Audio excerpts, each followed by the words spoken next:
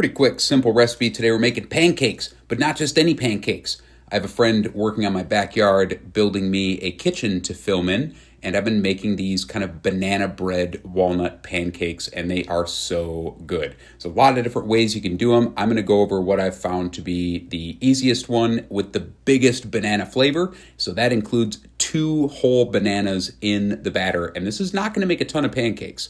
This took me basically like a couple weeks of dialing it in on the weekend. We're going to add a little bit of milk and an egg, and then we're going to add maple syrup. I'm adding more liquid ingredients here because I want to keep the batter a little bit loose. And then we're just going to puree that all up in the blender. Some recipes online are going to say just mash an overripe banana, and that's going to give you lumpy pancakes. Trust me, I tried it. You really want to use a blender for the most even, consistent result here. And I'm using black walnut flour.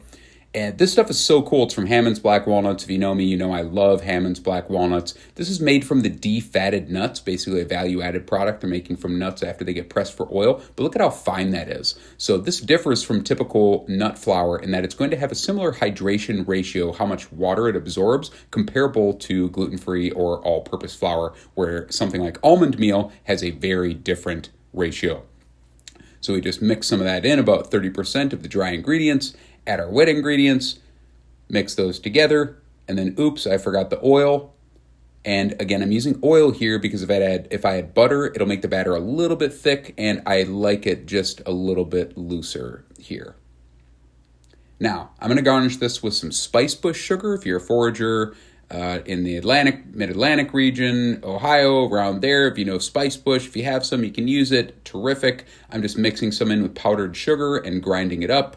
You can use cinnamon too, that's totally fine. I know there's some non-foragers in my feeds too, but spice bush sugar, man, this stuff is so good. Then for serving, just put it into a sieve, then tap the edge of that, and it's gonna dust your plate perfectly with spice bush sugar.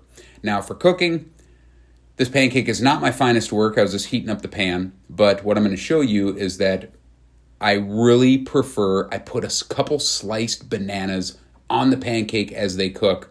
It's a little bit of extra work, but it's so good. They get warm and custardy. And then I'm going to put sliced bananas on top too. This is great. There's the reveal.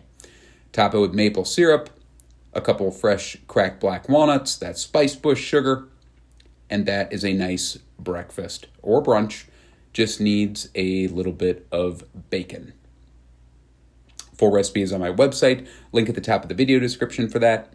Thanks for watching, and happy Black Walnut season.